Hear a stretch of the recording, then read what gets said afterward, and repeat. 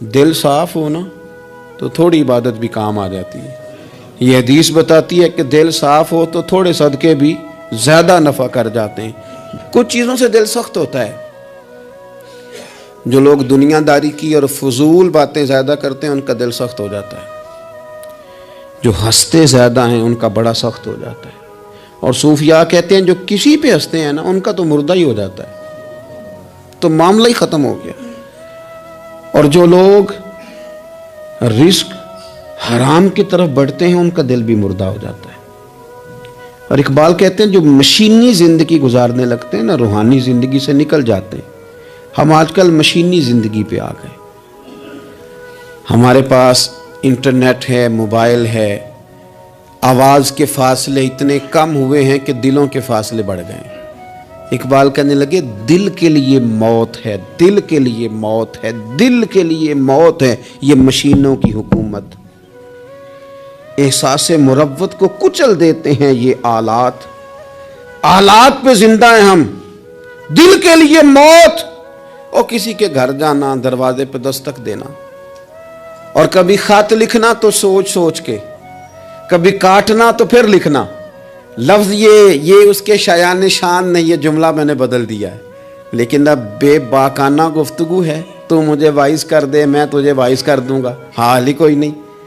تو کیا کوئی سوچے گا، کیا کوئی لکھے گا، کیا کوئی اس میں خوبصورتی کے رنگ بھرے گا؟ سخت ہو جاتے ہیں دل جب آپ مشینوں کی زندگی میں زندہ رہتے ہیں۔ دل نرم کیسے ہوتے ہیں؟ میرے نبی پاک نے فرمایا یتیم کے سر پہ ہاتھ پھیر، رب تیرا دل نرم کرے گا۔ اگر زنگ لگ جائے دل کو تو اللہ کا ذکر کر، قرآن پاک کی تلاوت کر، اللہ تیرے دل کو نرم کر دے گا۔ اور پھر فرمایا کہ اگر دل سخت ہو جائے تو موت کو یاد کر، تیرا دل نرم ہو جائے گا۔ اچھوں کی صحبت اختیار کریں تو دل نرم ہو جاتا ہے۔ قبروں کی زیارت کریں، جائیں کبھی اپنے شہر کے قبرستان میں، غور کریں کہ وہ چودھری صاحب لیٹے ہیں، یہ علامہ صاحب لیٹے ہیں، وہ فلاں بہت بڑے افسر لیٹے ہیں، وہ دیکھو وہ میرا عزیز لیٹا ہے۔ وہ ہارون رشید نے کہا حضرت داؤد تائی سے نصیحت کر دیں، تو فرمانے لگے باپ کدھر ہے تیرا؟ کہا حضور قبرستان میں، اماں قبرستان میں، دادا نانا بڑے بھائی سب قبرستان۔ فرمایا میں کیا نصیحت کروں؟ او پئیاں دس دیاں نہیں قبراں جنہاں تے پھول پئے، تو ادھروں کوئی بھی نہیں آمدا، تے ادھروں لکھاں گئے، تے سہ جوڑ سنگت دے ڈٹھے، سہ جوڑ 100 سال کی دوستیاں، سہ سال سنگت دے ڈٹھے، او تکو آخر وتھاں پئیاں، او جنہاں بعد جسی پل نہیں سنجیندے، ایک پل نہیں سنجیندے، پھر وہ شکلاں بھی یاد نہ رہیاں۔ سہ جوڑ کا یہ کوئی کم ہے دل کو نرم کرنے کے لیے؟ تیرے پاس موت کا تذکرہ، قبروں کی زیارت کو تھوڑی ہے؟ یہ چیزیں دل نرم کرتی ہیں، یاد نرم کرتی ہیں چیزیں دل۔ پتہ ہے سب سے بڑی بیماری کیا ہے بندے کی؟ خوفناک علامت کیا ہے دل کے بیمار ہونے کی؟ کہ کوئی بندہ بیماری میں ہے اور ادھر ایک بندہ اس کو دیکھ کے خوش ہو رہا ہے، کسی کو زوال آ گیا ہے، کاروبار ڈوب گیا ہے، اور یہ دیکھ کے خوش ہو رہا ہے۔ مر گیا اس کا دل، مردہ ہے، اندر کوئی دل نہیں اب۔ یعنی ایک بندہ رسوا ہو گیا اور یہ خوش ہو رہا ہے، دیکھا میں نے نہیں کہا تھا۔ جب کوئی کسی کی رسوائی، کمزوری اور کسی کے زوال پر راضی ہونے لگے تو پھر سمجھ لے کہ اس کا حال اتنا برا ہو گیا ہے کہ اب یہ اخلاقی طور پر مردہ زندگی گزار۔ ہمارا اب یہ حال ہے کہ ہم لوگوں کے دکھوں پر ہنسنے لگے۔ ہم کسی کے ہاں کوئی شخص تکلیف میں آتا ہے تو ہم اس کو کہکہوں میں اڑاتے ہیں۔ یارو زندہ قومیں یہ کام نہیں کرتی، زندہ قومیں یہ کام نہیں کرتی۔ میرے نبی پاک صلی اللہ علیہ وسلم نے فتح کے موقع پر بھی گردن کو جھکا کے بتایا کہ جب رب عروج دے تو پھر اللہ کی بارگاہ میں جھک جایا کرو۔ کسی شخص کے پتہ ہے ایک حدیث سنو، یہ مسلم شریف میں موجود ہے۔ حضور نے فرمایا ایک بندہ گناہ کرتا تھا، پھر اس نے توبہ کر لی، اگر کسی نے دوبارہ اسے وہ گناہ یاد کرایا کہ تو یوں ہوتا تھا، اگر کسی نے اسے دوبارہ گناہ یاد کرایا تو یاد کرانے والے کو اللہ سزا کے طور پر مرنے سے پہلے اس گناہ میں مبتلا کر دے گا، خفیہ تدبیر آئے گی اللہ۔ جس کو اللہ نے معاف کر دیا، زمین آسمان بھول گئے، فرشتوں کے دفتر سے اس کا گناہ محو کر دیا گیا، تو نے کیوں یاد رکھا؟ لیکن ہمارے دل اس طرح کے ہیں، خیر کی خبریں نہیں دیتے ہم خیر کی خبر نہیں دیتے، مثبت بات نہیں کرتے، ہمارے رویے دوسروں کے بارے میں سخت ہیں۔ یعنی بہو سے داماد سے اختلاف ہو گیا، پھر اس نے معافی مانگ لی، پھر ہم نے معاف کر دیا، پھر 1 سال کے بعد دوبارہ لڑائی ہوئی تو پچھلی بات دوبارہ یاد کرنی چاہیے تھی، اس کی تو معافی دے دی تھی آپ نے، لیکن آپ نے پھر یاد کر لی وہ بات۔ اس کا مطلب ہے آپ نے صلح کی تھی، دل صاف نہیں کیا تھا۔ دل جب آپ صاف کر لیں تو پھر معاملہ ختم ہو گیا، پھر آپ پھر نکال پھینکے ساری چیزیں۔ مسند امام احمد بن حنبل میں حدیث ہے، حضرت انس بن مالک رضی اللہ تعالیٰ عنہ کہتے ہیں میں بھی بیٹھا تھا، حضرت عبداللہ ابن عمر رضی اللہ تعالیٰ عنہ بھی حضور کی بارگاہ میں بیٹھے تھے۔ نبی پاک صلی اللہ تعالیٰ علیہ وسلم نے فرمایا ابھی ایک شخص تمہارے پاس آنے والا ہے، تیاری کر لو، آنے والا جنتی ہے۔ کہتے ہیں ایک شخص اندر داخل ہوا تو سادہ سا بندہ، داڑھی سے پانی کے قطرے گر رہے، جوتے ہاتھ میں پکڑے یا بغل میں دبائے، وہ آ گیا، حضور سے بات چیت کی، چلا گیا۔ ہم بڑے خوش تھے کہ کمال نہیں ہو گیا جس کو حضور نے دنیا میں جنت کی بشارت عطا کر دی۔ اگلے دن اس نے اتفاق، ہم اسی جگہ اسی حال میں بیٹھے تھے کہ پھر محبوب نے فرمایا ابھی ایک بندہ آنے لگا، جنتی ہے۔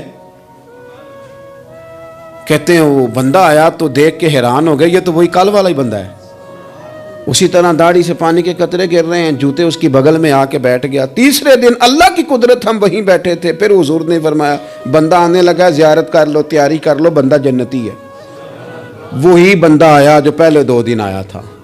حضرت عبداللہ ابن عمر کہتے ہیں کہ وہ حضور سے کوئی بات چیت کر کے جانے لگا تو میں اس کے پیچھے ہو گیا۔ میں نے اس کو جا کے سلام کے بعد کہا کہ یار میں تیرا مہمان بننا چاہتا ہوں، 3 راتوں کے لیے رکھ لو گے؟ اب محلہ بھی ایک، شہر بھی ایک۔ اس نے کہا جی ٹھیک ہے، آ جائیں، جو میرے پاس روکھا سوکھا ہوگا پیش کر دوں گا۔ فرماتے ہیں 3 راتیں 3 دن میں اس کے پاس رہا۔ میں جاننا چاہتا تھا کہ کون سی ایسی عبادت کرتا ہے جس کی وجہ سے 3 دن حضور نے جنت کی بشارت اس کے لیے دی، اعلان فرمایا۔ کہتے ہیں میں نے کوئی غیر معمولی چیز نہیں اس کے اندر دیکھی، کوئی انوکھی عبادت نہیں دیکھی۔ عشاء پڑھتا، فجر تک سویا رہتا، میں تہجد کے وقت اٹھتا، نفل پڑھتا۔ 3 راتیں یہ ہوتا رہا۔ ہاں جب وہ کروٹیں بدلتا تو اللہ اکبر کہتا، باقی وہ سویا ہے، فجر میں اٹھا ہے۔ صدقہ بھی خاص نہیں اس نے دیا، خیرات بھی میں اس سے زیادہ کرتا رہا، مجھے کوئی خاص چیز نظر نہیں آئی۔ تیسرے دن میں جانے لگا تو میں نے اسے کہا یار سن، مجھے کوئی ضرورت نہیں تھی تیرے گھر میں قیام کرنے کی، میرا گھر قریب ہی ہے۔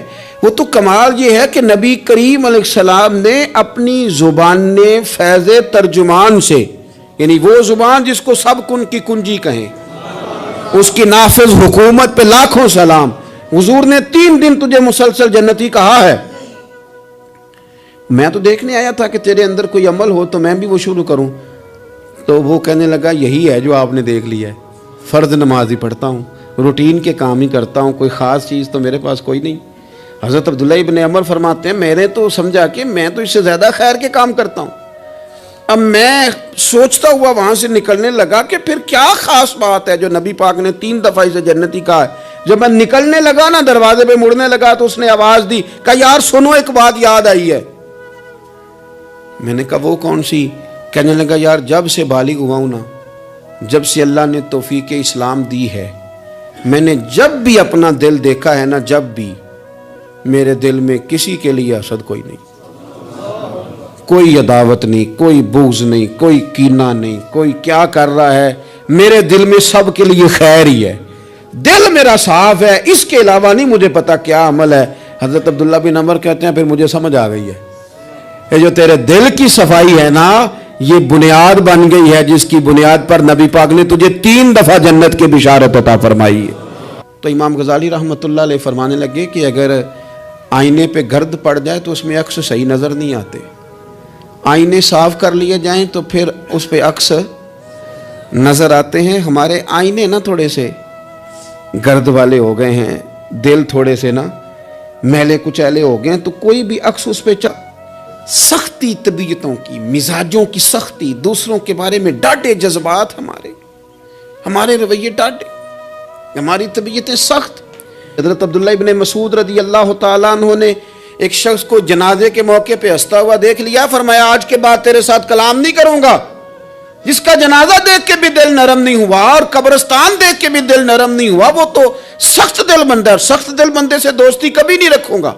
میں تو درد دل والوں سے پیار کروں گا. تیرے ساتھ میں کلام نہیں کرتا. تو کس طرح کا شخص ہے بھائی جسے یہاں آ کے بھی ہنسی آ رہی ہے، مذاق سوچ رہا ہے؟ تو دل کی نرمی میرے نبی پاک صلی اللہ علیہ وسلم نے نا دل پر، ہم نے نا کپڑوں پر بڑی محنت کی،